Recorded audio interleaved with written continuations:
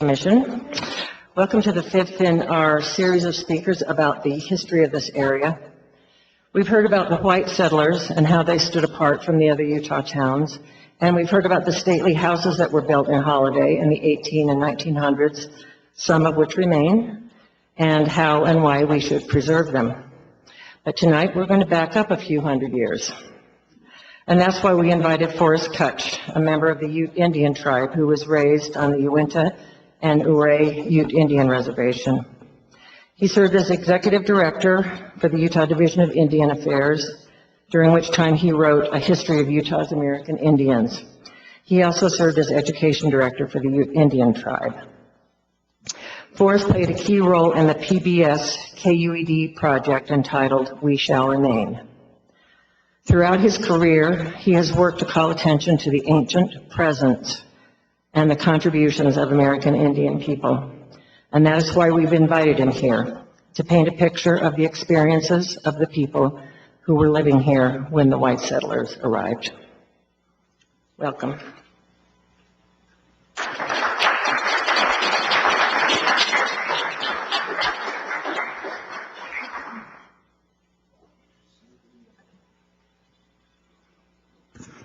Thank you, Kim. Good evening. Nice to be here. I'm actually familiar with this area. I serve on a board, Jane Goodall. How many of you are familiar with Jane Goodall? Jane Goodall asked me to serve on this board called Pax Natura, Peace with Nature. And our president lives, one of his homes, well, his office is just right around the corner here. Randall Tolpenrud is his name. And so I stay with Randall, hang out there quite often. I'm familiar with the mall here, walked around this area quite a bit, so familiar with it.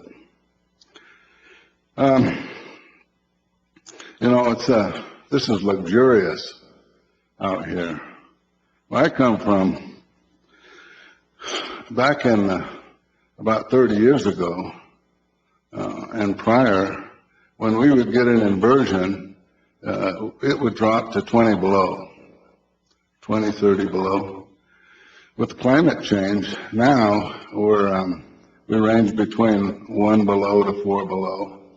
So it's kind of warmed up a little bit. And coming here to town, I mean, my goodness, 32 degrees, this is quite comfortable.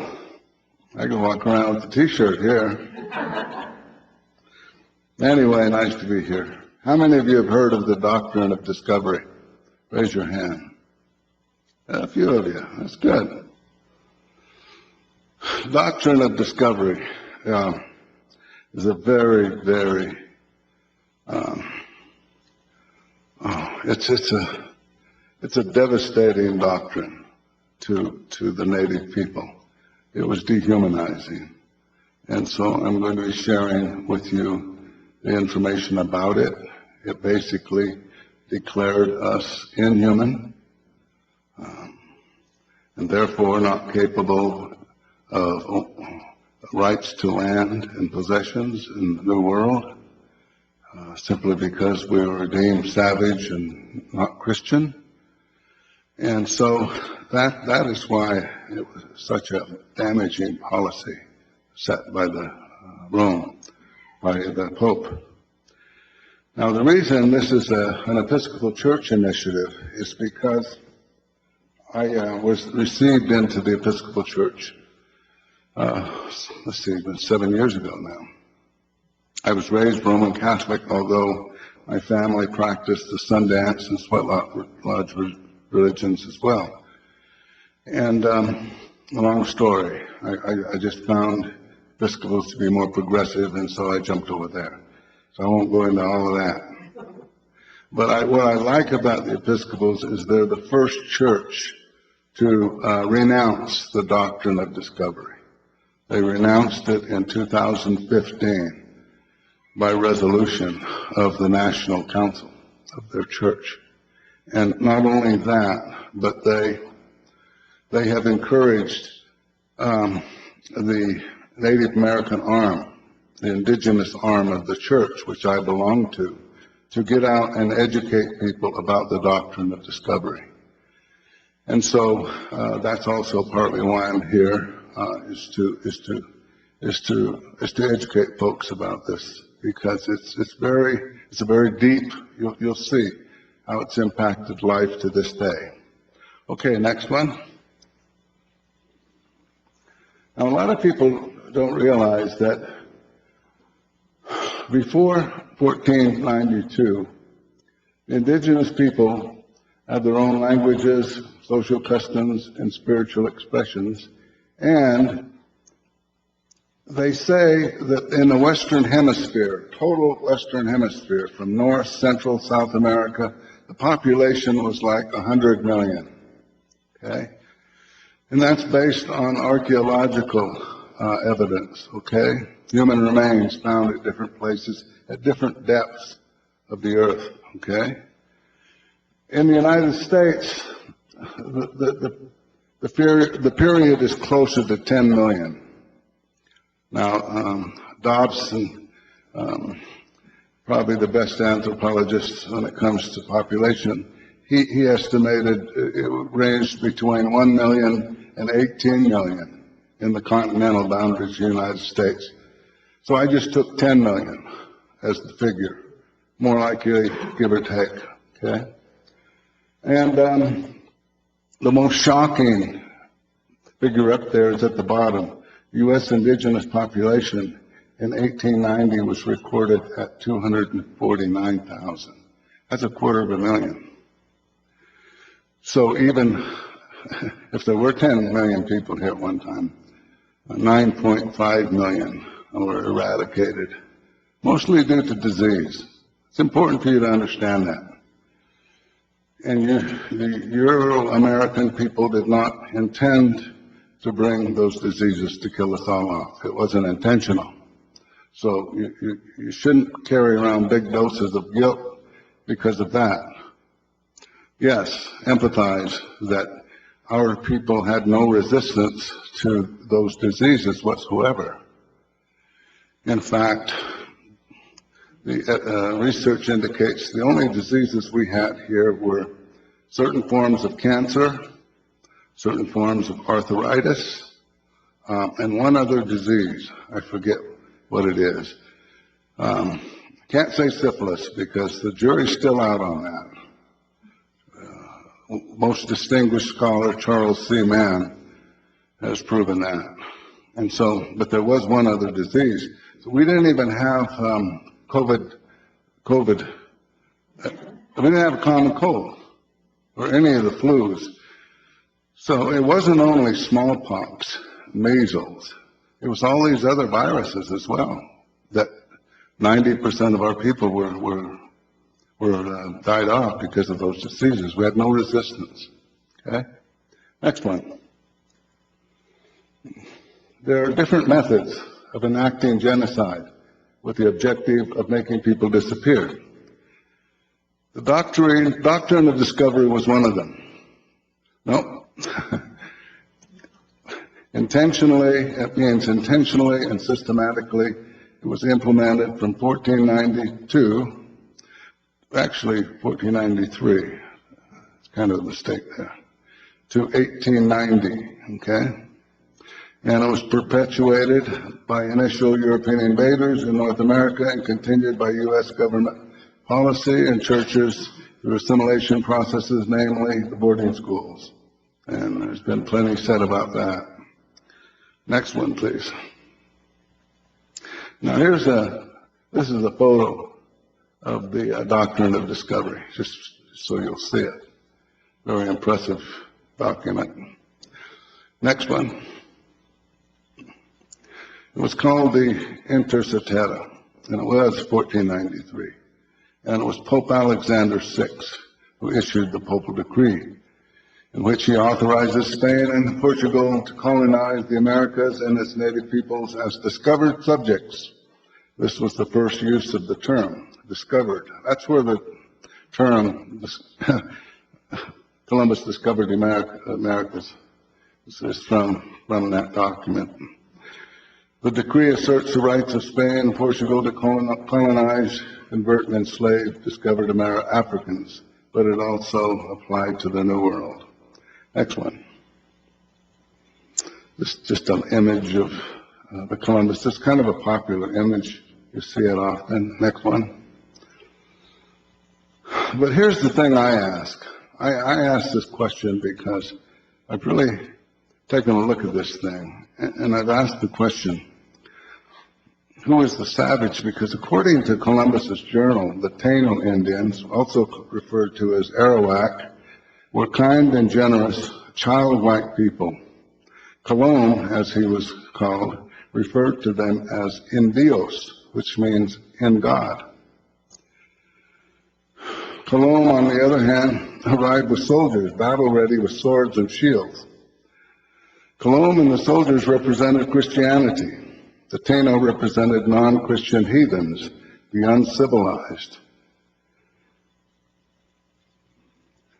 But a judgment was made right then. Critical judgment. A very, very critical judgment. The judgment was, these people are inferior. They are not human. We don't have to treat them with respect. We can take whatever they have. Yet the Taino were more Christ-like. They came wading out into the water bearing gifts, and they were naked except for the loins cloths they wore. So Columbus and his guys, battle-ready, swords and shields, Taino Indian people, naked. They were naked, bearing gifts. They weren't afraid. But Columbus's people over here were battle ready because they were fearful. What were they fearful of? Well, if you go back to that time period, Europe was a battleground. Horrible wars were taking place over there. Muslims, Crusaders, War of Roses, just came out of the feudal wars, right? Middle Ages, horrible, bloody battles. That's why. There's an African American sociologist who claims that the trauma began in the New World. Colon brought that trauma to the New World and made a judgment. A judgment that holds to this day. Judgment holds to this day. Why do I say that? Because I encounter it. I experience it every day. I'm a person of color. Hey, that's the difference. And so, I just want to make a point that is what I get from that first meeting. Thank you. That's what I get from that first meeting. It was a very, very crucial meeting. Okay? I want you to remember that. So when kids ask about Columbus, give them a good lesson about that. I used to teach history, and I teach kids to say, well, you need to know Columbus was very brilliant. Okay? He was adventuresome. And he utilized the Portuguese navigation technology. And he was he learned about the currents, the trade winds and the currents to take a vessel across the ocean. And he challenged a lot of myths about the earth being flat, although many argue that they already knew it was round by then. But nevertheless, he was a very intelligent, brilliant, courageous man. Okay? As you can see on the other side, he was cruel. He was very vain. He wanted to be wealthy. Okay? He wanted to be royalty. And got him in trouble. Got him in a lot of trouble. I think the portable ones are not working. Okay. Is that what everybody thinks? Yes. All right. Probably going to have to use that. I can stay here. Unfortunately. No problem. So anyway, next one. Let's move on to the next one. Here's another thing I've really emphasized is there were two different worldviews, clashing worldviews, to this day. And I want to say something right off. Not one view is better than the other, per se, okay? That's not the point I'm making. But they are different. That's the point I want to make, okay? The Europeans were capitalists, okay? Emphasized personal gain. Native people, most of us were socialists. We shared, okay? Europeans were consumption-oriented, hoardists. Native people used what they needed. That was always the top value. Europeans had a hierarchy. The native people were egalitarian. More often than not, we had situational leadership, where a chief was chosen to perform a role, he'd be the leader. But after the hunt was over, the hunt chief had to submit back down to the other level. And that was a kind of way of checking authority. Because native people had experience with abuses of authority. That's why they came up with that idea, situational leadership. So they were egalitarian. They shared the authority. Accumulation of wealth versus generosity, highly valued. There's an anthropologist, Carlos Barrios, traveled the Western Hemisphere, and he claims that that was the number one value of almost every tribe of the Western Hemisphere, including mine, the Utes. Now think about this. I'm not saying one culture is better than the other, but we can certainly borrow from these other cultures, don't you think? At a time when we have 1% owning most of the wealth in this country and world, we could take a page from the Indian people and say there needs to be more sharing, more generosity. Europeans were competitive. Native people were cooperative. Teachers of Indian children always saying, how come these Indian kids don't compete, raise their hands? That's not their culture. They work in groups. They like to do things together. And schools are still taking these brown kids and they're forcing them into square pegs. They still haven't learned to educate Indian kids. Culturally different education. You do it in groups. You have an older kid teach the others. Simple as that. And you don't move on until everyone understands the concept. That's the way Indian kids learn. But public school, you rush them into math and science too soon and start taking off, and they get bits and pieces, they drop out. But no one listens to me. Too bad. Linear analytic thinking, Europeans versus holistic native people. We see the world in wholes. We have trouble paying attention to detail. We can master it through training, but it's not our strength. In fact, a lot of these things can be mastered both ways. The Europeans were more scientific. The native people were spiritual. They explained things spiritually. Europeans were more likely patriarchal, whereas native people were matriarchal. Not all, but most of them. Dominion over nature versus one with nature. This one is true to this day. And this is where I think we get into a lot of trouble. Because we need to have a discussion about the earth, our responsibilities to the earth. Because there's been too much exploitation of the earth without understanding the earth is sacred and we have a responsibility to care for it. It's our home. It's not ours. We didn't make it. We didn't create the earth. We can't destroy it. We don't have the right to destroy it. That doesn't mean we can't do business, we can't do mining, but we need to be careful about how we do it. That's all. Again, no one's better than the other. But we might be able to take a little bit from each one. That's what I've done. I've taken the best of the European world and the best of the Indian world, and I've put those together. That's who I am. You all need to do the same thing.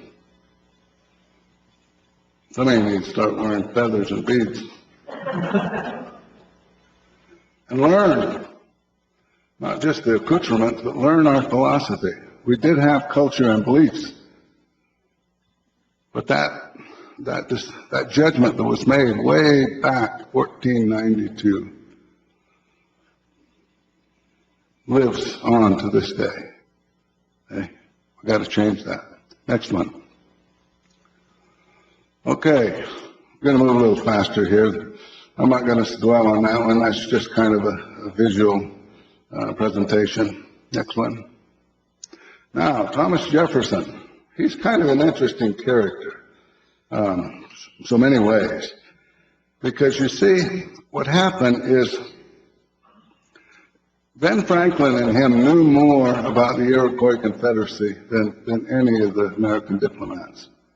They knew the Iroquois had a constitution called the Great Roots of Peace. They knew those principles were what they adopted and incorporated in the Declaration of Independence. The Constitution, those concepts were taken and borrowed.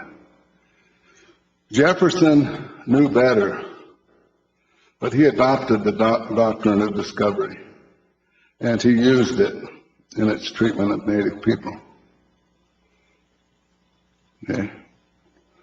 Next one.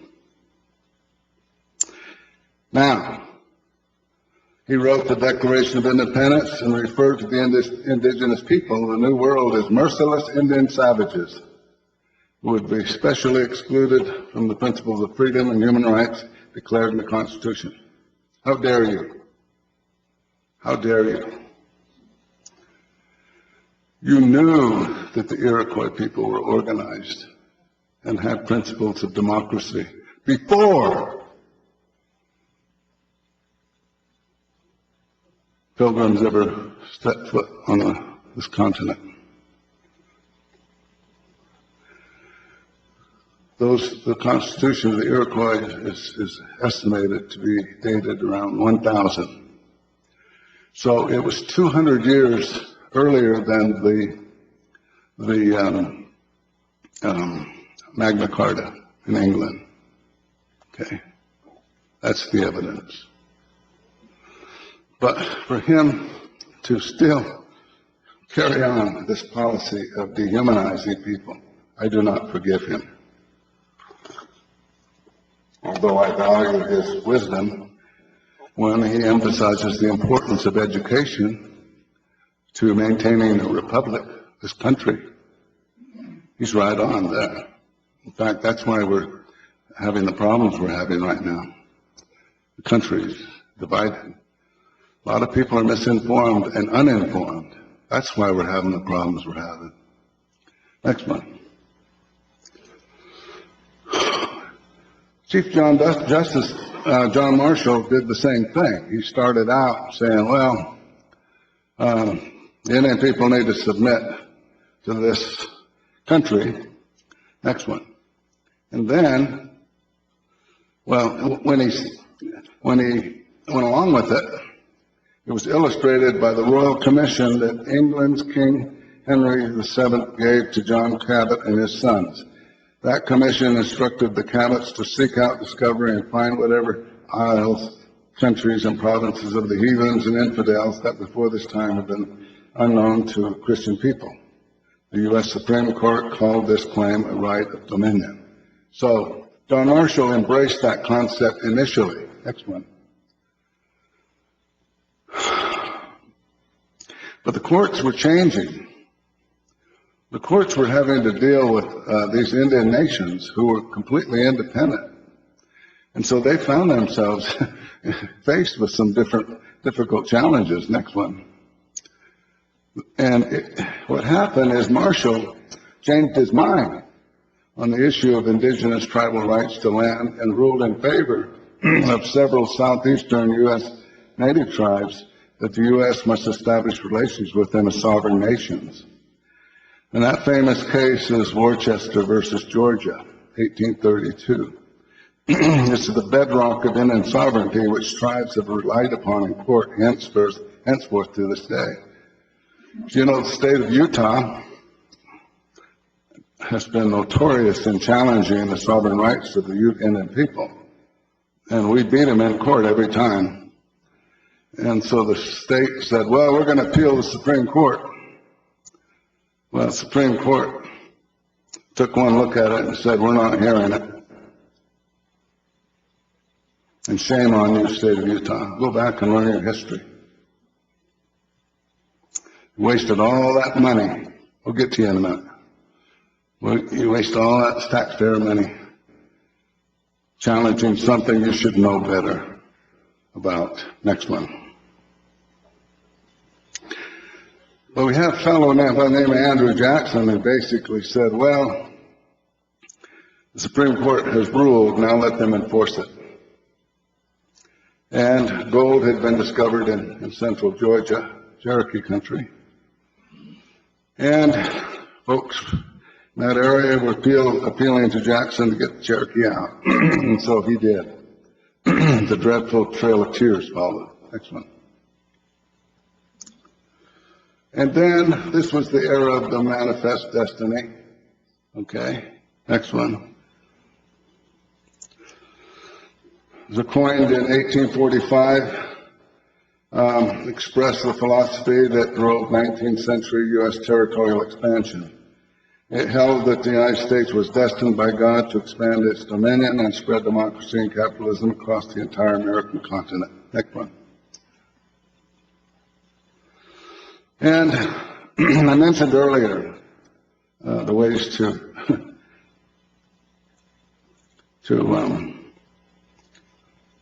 exterminate Indian people. Well, I always remind our people, you know, you have to be grateful this country did not exterminate us. They could have done that, like the Nazis were doing to the Jews. I remind our people of that. And education is not a bad idea, but it's how you do it is where they really effed up. And they messed up miserably. General Richard Henry Pratt came up with this concept that, well, what we need to do is kill the Indian and save the man. We need to take them out of the homes, put them in boarding schools, and rewire their minds. So the Carlisle Indian School was established, and kids from all over the country were sent to that school in hopes that those that were educated would return to their homelands and start this education process. Some from our people went there. In fact, we just had one of our people repatriated this past year. Her remains were brought back. Next one. Thank you. That's a shot of all these kids. Next one. And this is the contrast of how when they arrived and then how they looked after they got transformed, civilized. Next one. And this is what happened also. That's why lots of those native people are upset, and the tribes are wanting those remains repatriated back to the tribes. Next one. Now, I'm going to talk about the Ute Indians, my people.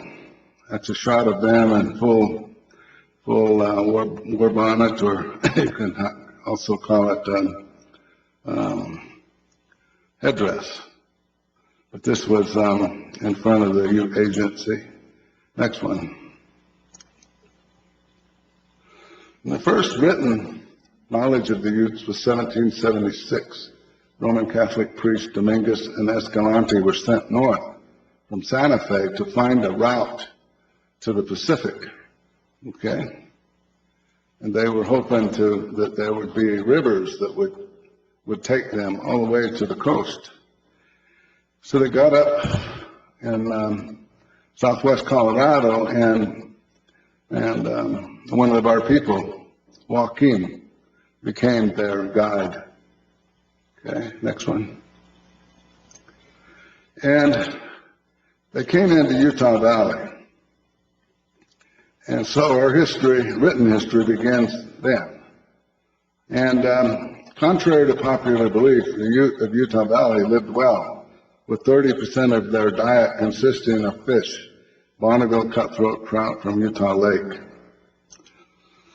They are a branch of the Great Shoshone Nation that occupied most of the western states, Great Basin. And it's important to note that the Ute became destitute only after displacement. See, our homelands, central homelands, were Utah Valley and Sanpete Valley. Those were the two strongholds, okay? And this area here, the Salt Lake, was more of a neutral zone, a buffer zone between the Utes and the Shoshone, the Northwest Band to the north. And it wasn't that they were hostile. It's just that they would fight over territory from time to time, intermarriage disputes. They'd fight over game from time to time. They would never kill each other all off. Okay, that was very rare among those tribes. But they did battle, and so this was kind of a neutral zone. Our people used it perhaps more than the other tribes. One of our leaders on the business committee, or the tribal council, our tribe calls the tribal council the business committee. Anyway, one of those leaders said his great-grandfather was born up City Creek. Okay? And our people used to use the eastern bench here to grassland for the ponies, for the horses. There was a lot of grass along the eastern bench. And then, of course, hunt waterfowl. And the Goshute Indians also occupied the western portion of the valley from time to time. And being Shoshone people, there was little tension, but yet we recognized that we're all related too. In fact, all the tribes in Utah are related except for the Navajo. The Navajo are a different group. They came into the area later, much later, and they came down through the Bering Straits and along the west coast, and then down into this area. Our people have been here for thousands of years. And so, next one. And this is kind of an example of where the tribes operated. The Utes, most of central Utah and eastern Utah, Shoshone to the north, Goshutes to the west, Paiute to the southwest, Navajo to the southeast. Next one. I already covered this. The original homelands were all points south and east. The bands, Utah Valley, were mainly the Timpanowats and the Timpanogos bands. Sometimes they were interchanged, sometimes they were the same band. Sanpete were the Sandpitch, Pavant, Cheeverich bands. This band included members of the White River Band of Northwest Colorado. Also the Uinta Valley Uinta-ats. At one time, there were 12 bands, 6 in Utah and 6 in Colorado. Okay? Now there's only 6, 3 in Colorado and 3 in Utah. There was also a band called Tumumba, occupied the Weaver River and Colville area, but they were a combination of Ute and Shoshone. One of their leaders was named Wanship. Okay. Wanship spoke, he was a Ute, but he also spoke Shoshone, and his band consisted of people from both bands. And that happened a lot too. They're the same people, basically. And by the way, they include, let me name off as many as I can.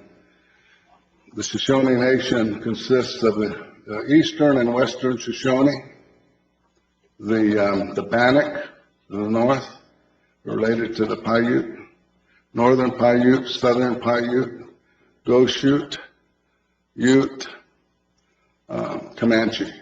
A lot of people don't know Comanche or Shoshone people. In fact, we're researching as to why the Ute and Comanche were such fierce enemies. And there are different versions of how that happened, but more than likely what happened is the dispute began in Colorado, in the northern Colorado area. They were hunting for buffalo, possibly further east, could have been in the plains, but they got into a dispute over the distribution of the meat.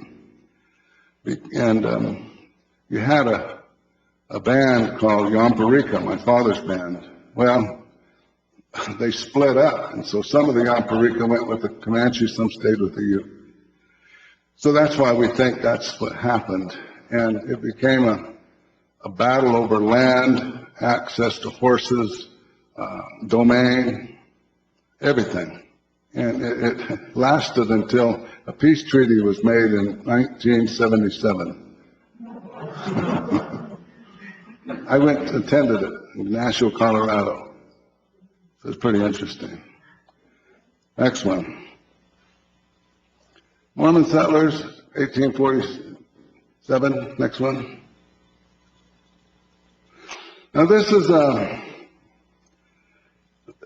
there's a belief, a peculiar belief, that people of color have been cursed. I know that's part of the Bible too. So Cain, right? The Mormon had a belief, Nephi 2, which contends that American Indians were descendants of the Hebrew people. Regardless of any contention with the Mormon faith, Indians have suffered systematic racism and dehumanization under this designation. It's been proven that there's really no genetic evidence to support that we are descendants from the Hebrew people. So it's not likely that that's true at all. The reason I brought that up is because those of you, when it comes to race relations and in the future, and when it comes to healing, you have to understand when you teach young people that they are less than, that stays with them. And eventually, if they do not get a lot of support to change that perception, their self-esteem drops to the point where they will take their lives. They will take their lives. And that's what's happened to our people. Over the years, we choose the easy route out, sometimes alcohol and drugs. But the seed that was planted is that you're not good enough. You're not good. You're bad. That has to change, folks. You can't do that. Any child. Never, ever do that. I think the Lord will hold you to that if you do. I don't know. So don't ever do that anymore. Next one. We're all God's children, all of us. The settlers were expanding into the area. Next one. And the diseases that were brought over affected the Utes too. This is a quote from John Nebeker. They died off about as fast as they went into the water. Some they buried, some they didn't bury. I helped bury those that were left unburied. We buried 36 in one grave and 44 dogs in another. Their custom was to kill their dogs when their masters died, including horses. This was the first time measles appeared here. It was a new disease to them, and they did not know how to cure it and where they got it. This was in Hot Sulphur Springs, North Salt Lake Valley. I'm a board member for the Wasatch Hot Springs Alliance. And we're trying to restore that hot spring if we can. So, just for your information. What is the mineral in there? Is it lithium? Is it in Mineral Springs? Well, I forget the name of it. Not lithium. It's anyway. There's in a lot of hot springs. There's some minerals that restore health. Okay, but when it comes to some of these diseases, doesn't work. Next one. Now the Utes resisted Mormon intrusion, and the Utes were a mountain plains tribe. In other words, they had horses, they pursued big game, they had teepees, and so the horses allowed them to exercise more, a much broader area, and they were more aggressive than the other Utah tribes. Next one.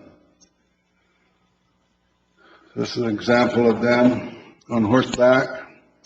The northern Ute acquired the horse from their cousins, the southern bands in southern Colorado, who acquired them early from the Spanish. Now, there's also recent evidence to indicate that the horse was already here. Okay?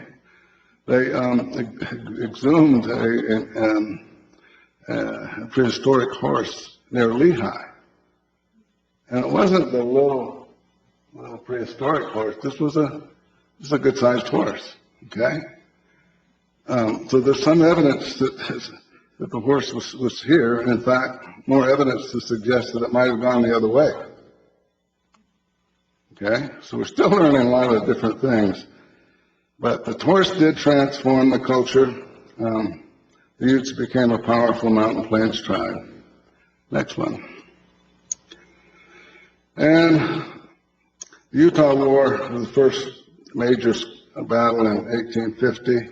The settlers' livestock were grazing into Utah Valley and displacing wild game that the Utes depended upon for food. Settlers began taking fish from the Provo River.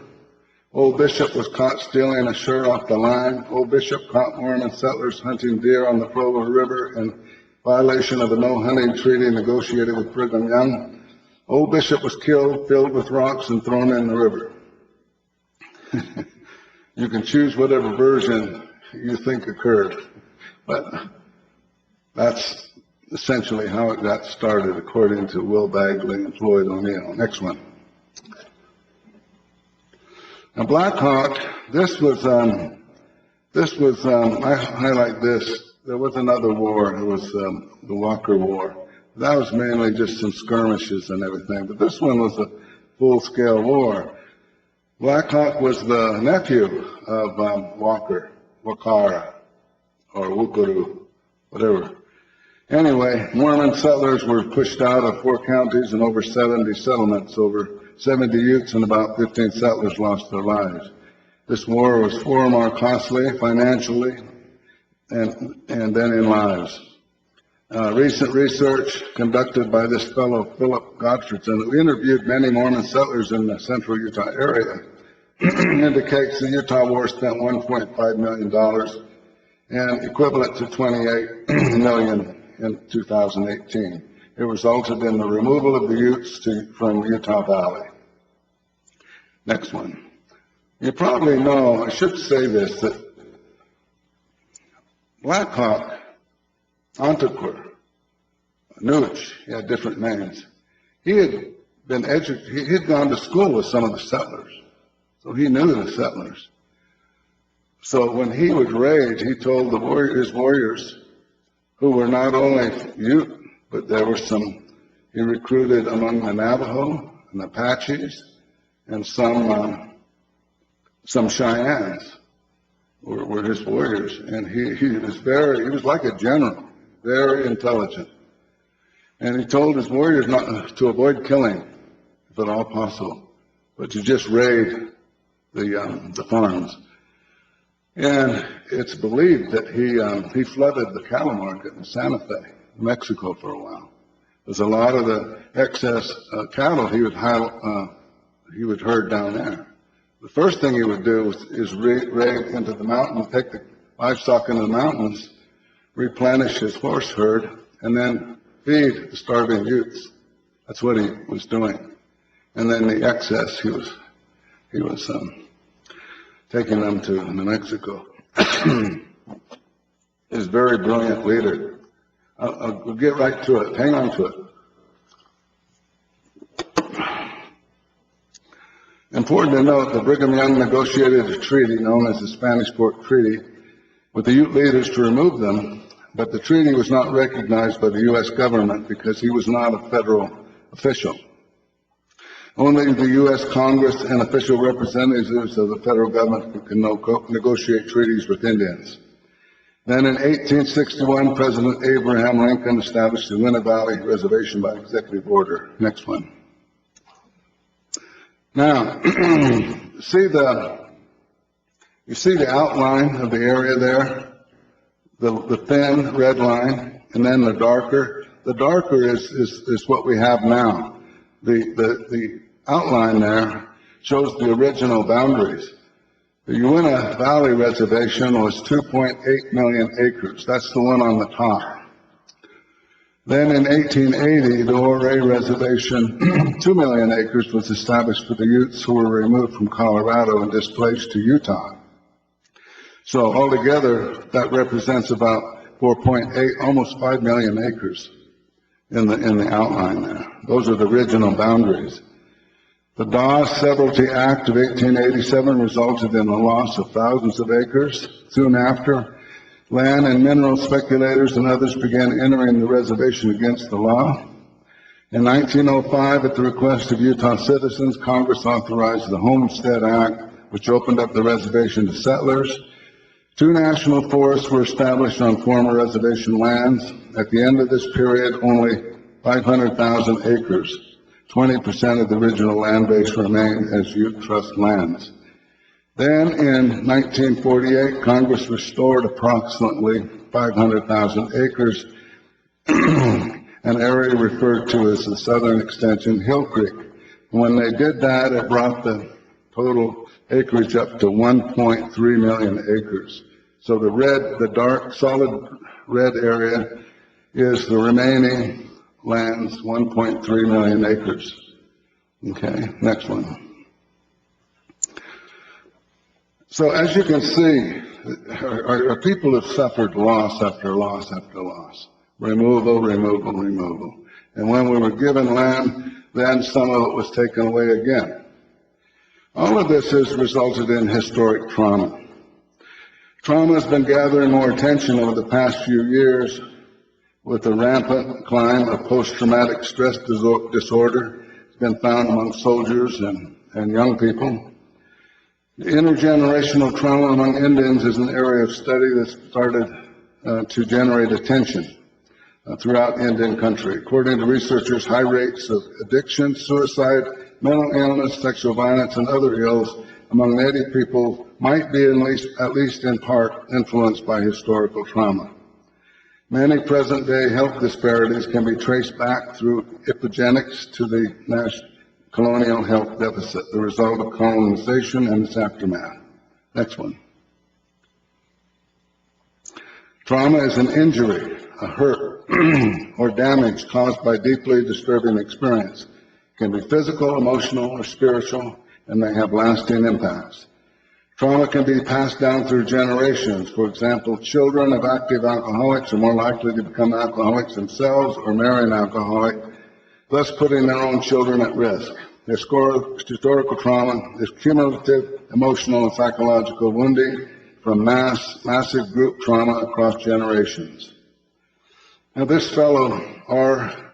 Menachem, basically said that the Europeans brought trauma over, their own trauma, and then created trauma. And so you all have trauma. Some of the ills you suffer in the newspapers, the killings, the violence. Southern Utah, this fellow killed his wife and mother-in-law and kids. That's trauma, folks.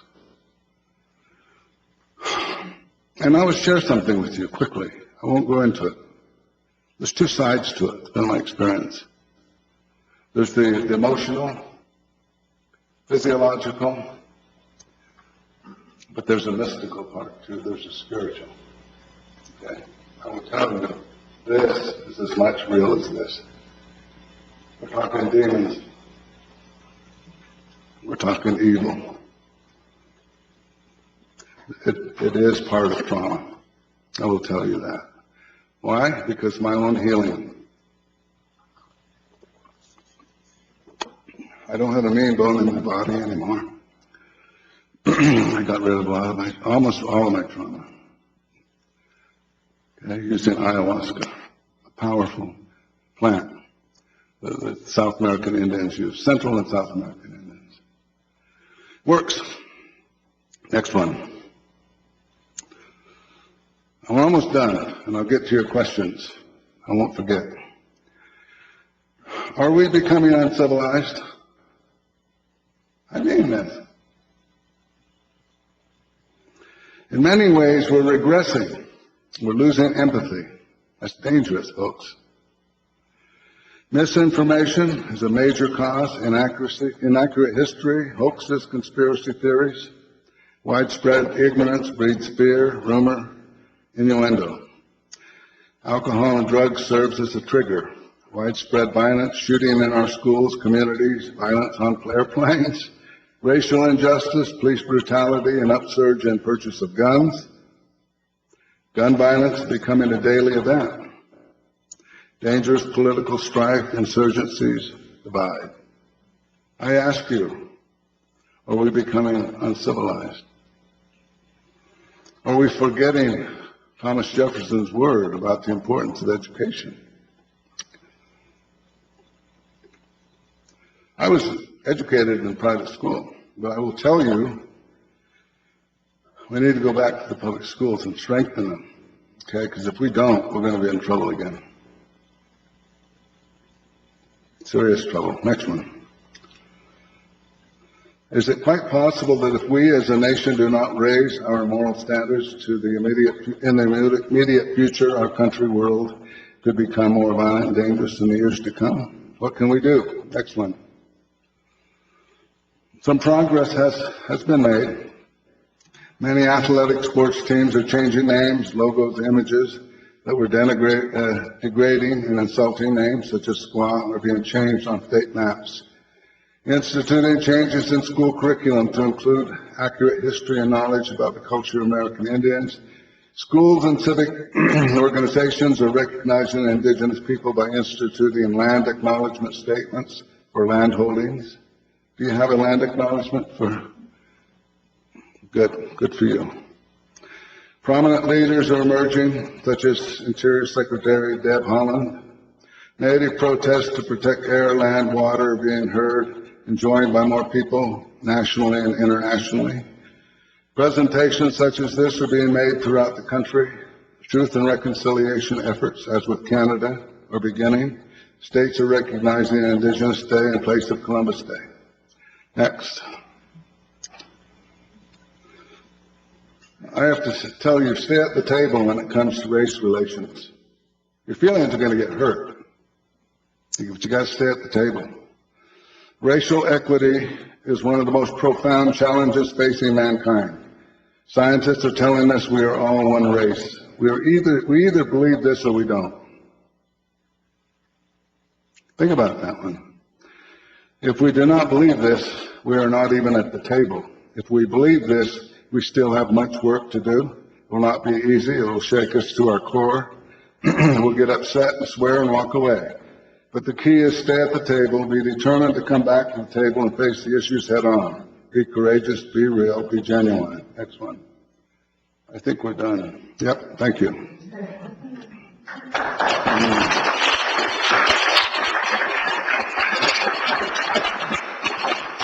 This gentleman here had a question. I've got two questions, actually. So my first question is, you said that the state of Utah has consistently been trying to take back the sovereign lands, right, and fight the tribal court. Are they specifically going after minerals, or what are they trying to use as precedent? Because the laws of the law as it stood in the Supreme Court, right, and they can fight and spend money. But where where do you think it's coming from? What special interest? I guess We talk all night on this one. Let me just simply say, Brigham Young, leader of the Mormons, sent some scouts out to the Uinta Basin to see what kind of land it was. And these scouts, they basically stayed in the lowest parts of the basin, which consisted of alkaline desert, really. And yeah, it's beautiful land. It's not fit for farming at all. But they didn't explore the grasslands or the benchlands at all. And they didn't include any of the mountain parks in their visit. So the report to Brigham Young was it's worthless land. That's a good place for the Indians, right? So he designated the Uinta Valley Reservation, but it included not only the alkali desert, but the surrounding benchland and including the south side of the Uinta Mountains. And so immediately after that, gilsonite and gypsumite were discovered on the eastern side. And so immediately these guys got Congress to cut out 400,000 acres so they could mine that area. They did. Other speculators were going in there also and finding that there was some good, rangeland in there as well as other minerals. In fact, they didn't really realize there was oil and gas there in an abundant supply until the 40s. Around 1930, 1940, that became reality. And so, it's been a battle over resources. Okay. The Uncompahgre Reservation, now that's one going to be interesting. It's not resolved yet. When they supposedly dissolved the Uncompahgre Reservation, the federal government didn't do the paperwork. So the title was still in the name of the Ute Indian tribe. That's what we're fighting over now, because the state and the federal government, BLM, have been making lots of money off of that land in land mineral leases, okay, for the past, how many years now? 60 years? So, and the state of Utah realizes that they'd have to pay some big money if that case is upheld. Well, the paperwork is about this thick, I'm told, and it's on the Secretary of Interior's desk, Deb Haaland. She doesn't know what to do with it. It's too controversial. And then I think it will result in a settlement of some kind. my second question was, in essence, of the timing between the Utes going into the Great Basin, kind of the Duchesne area, and some of those other areas, Spanish coming in. I'm not very familiar with the history, but I understand that there used to be a bunch of Spanish churches, and that the tribe at one point were friends with the LDS church, that they hold Lost Rose mine, whatever the gold. What the LDS church actually started was based off came from the Ute tribe. So like the Moroni, the gold on the Moroni, for instance, what's fabled, right?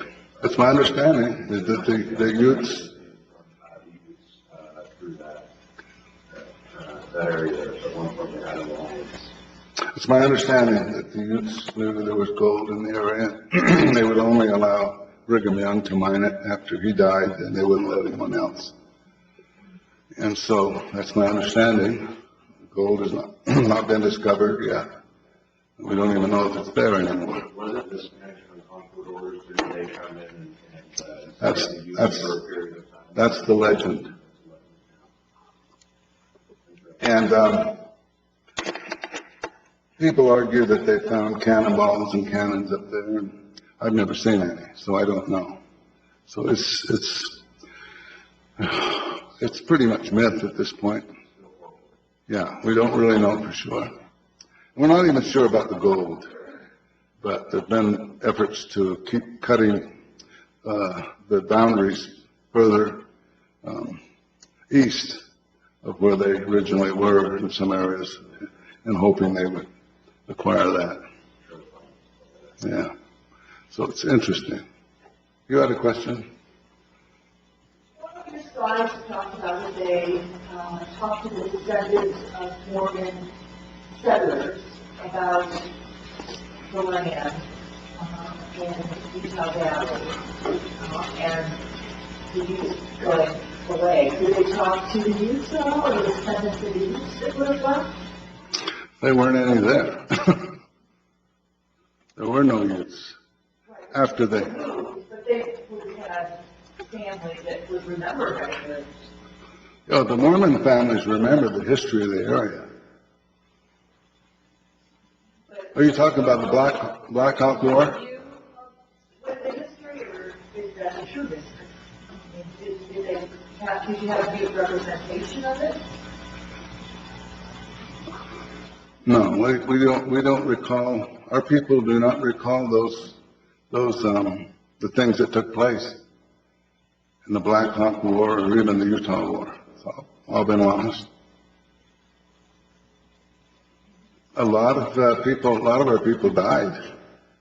No, I think that's what I was saying. I mean, you looked at what your statistics were. That's why I wondered if they talked to any of you people about it. There's some remnants, like, there's very little documentation. The Mormon settlers, he used poison against the Utes. They would poison the water sources. And that hasn't been documented enough. And there's even myth, that the Brigham Young poisoned Walker, Chief Walker.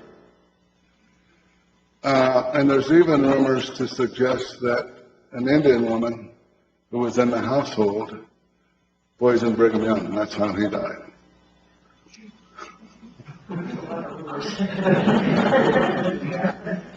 What's getting the native side, that's a good point. You bring up a lot of the history that's remaining for some of that is colonial history, right? The tribe itself doesn't necessarily have formal records for some of its origins.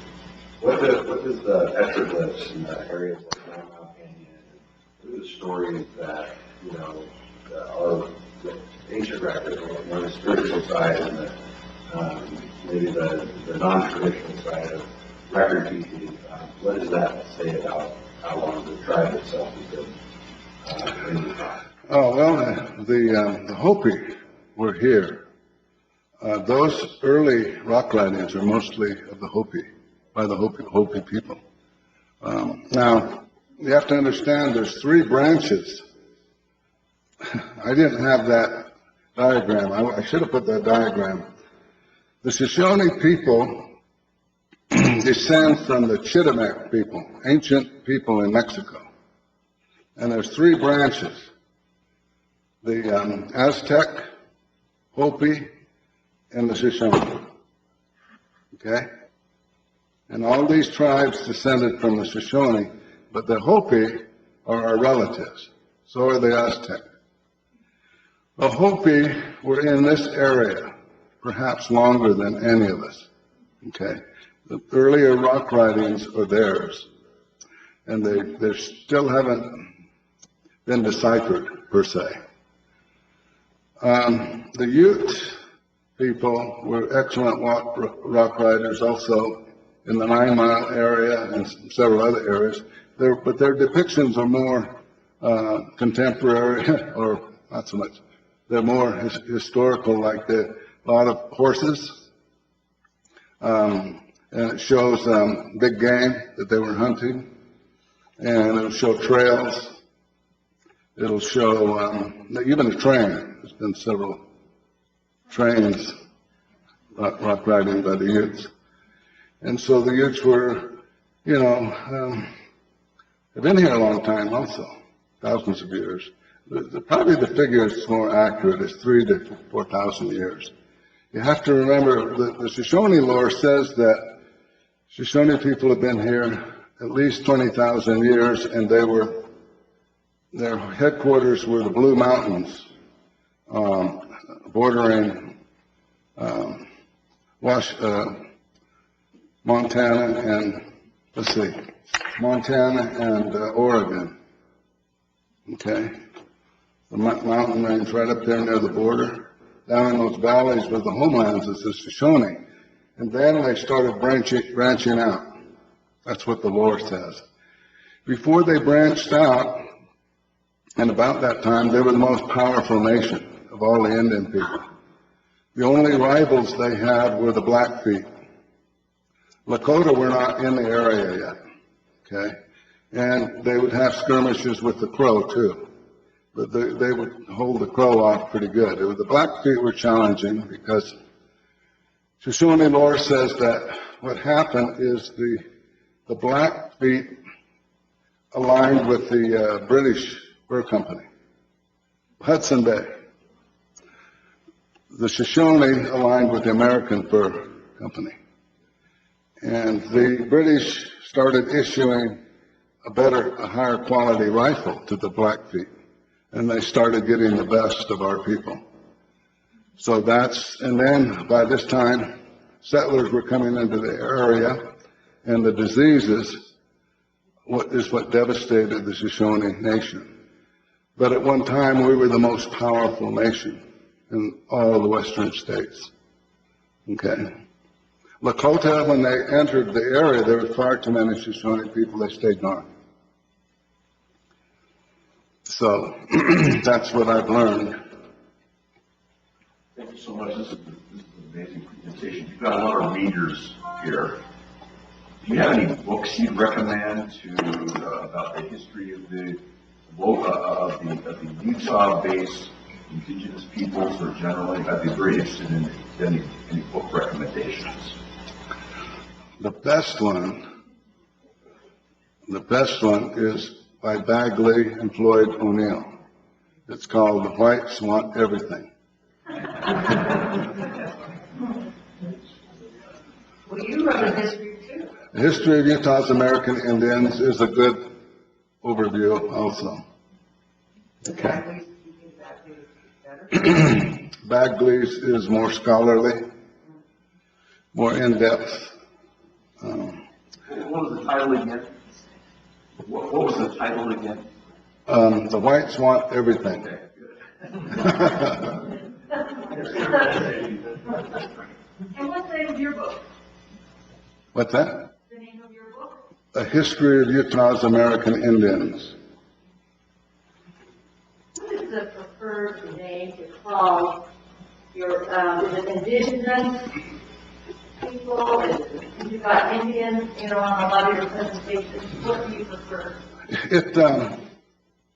Nowadays, it really doesn't matter because I kind of shy away from Native American because you're all Native American.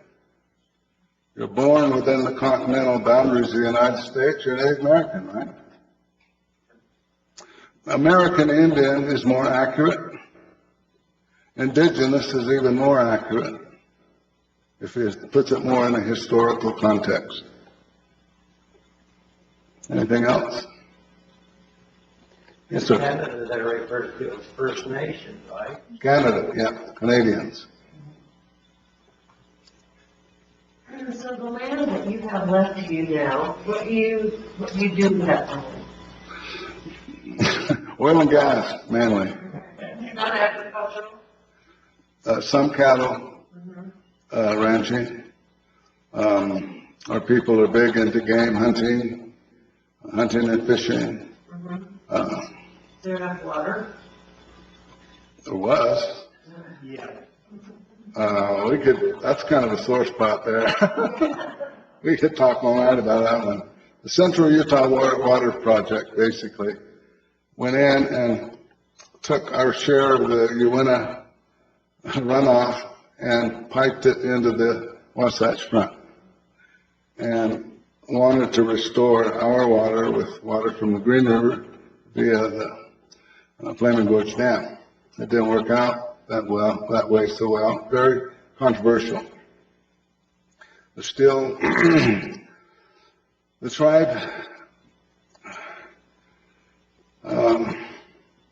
I don't know where they're at right now in the lawsuit, if it's been filed or not, or if we'll even get a hearing. But they've lost enormous. As with the land base, they probably lost about 80% of their water rights also. The problem is our people are not well educated, and we're not competitive, and so we have not been at the table. And so consequently, the state has gotten the best of us. I even know a state engineer who told me that. He said, you know, it's a shame. He said, I've watched what happened, and it is a shame. And I tried to get our people, I ran on the council 5 times, and I've lost every time.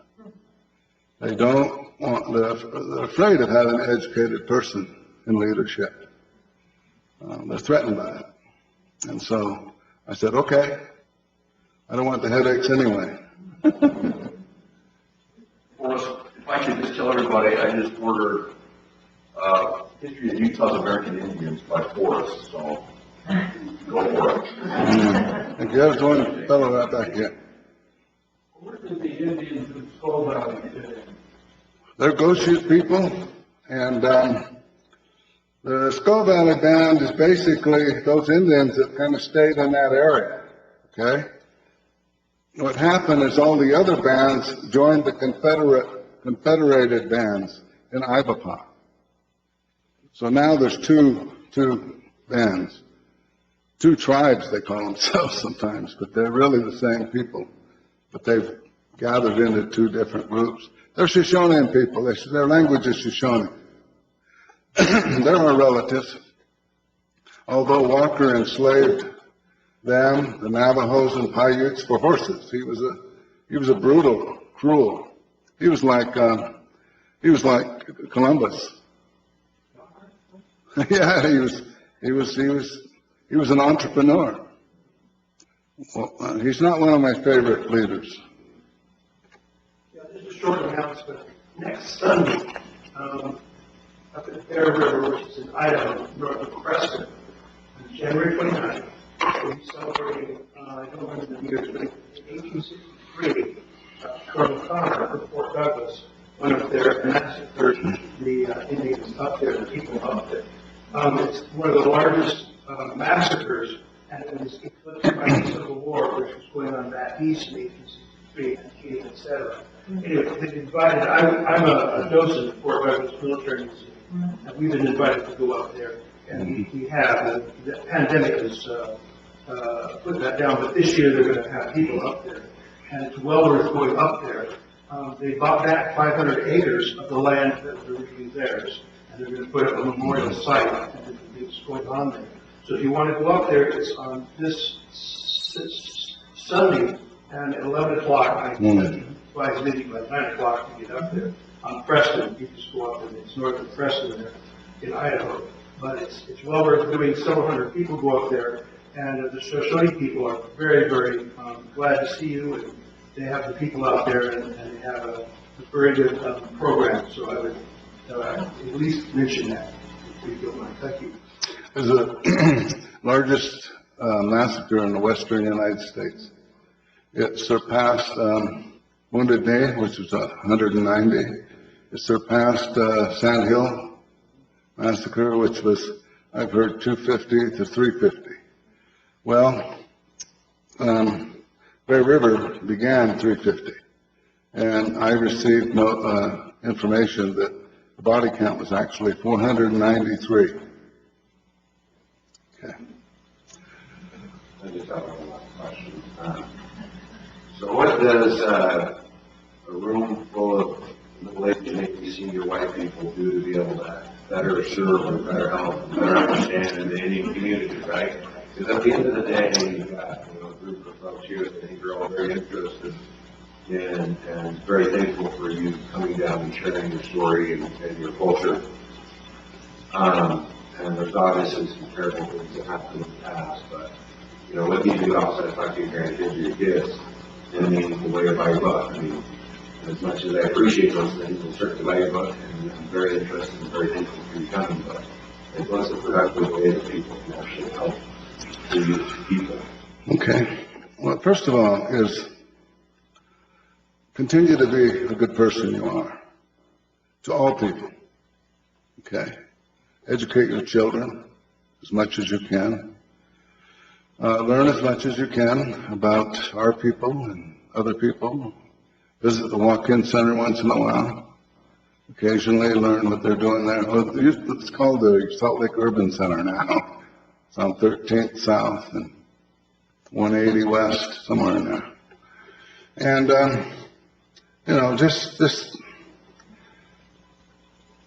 just try to be the best person you can be and reach out with love as much as possible. Our country's become very diverse, and that's all there is to it. There's no going back. There's no going back, folks. And it's like, when I was teaching in school, when I'd run into a kid that came from a narrow-minded home, I would remind them, I would say, if they were prejudiced towards black folks, I would say, well, how do you think black folks arrived here? And I would be amazed by their perception, is that their thinking was that they came over on their own, as tourists. That they just showed up. And I would explain to them, black folks are here because your ancestors brought them here against their will and enslaved them. So now they're just trying to make the most of it. And you have to accept that some of them are doing well. And if you get jealous, it's your own fault. The black people are going to take advantage of the opportunities in this country. Now, our people have been slow to see that. I mean, we're not scientific people, okay? So we're not competitive people.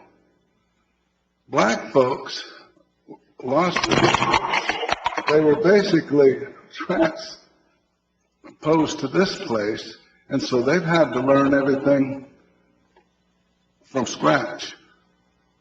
Okay? In fact, they don't have any cultural barriers. So they're absorbing everything they can get, from education to entertainment to sports, and they're exploding. So I explained to white folks, you need to be ready for this.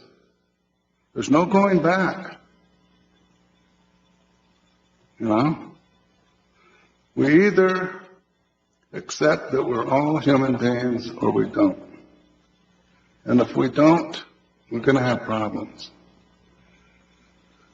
Okay?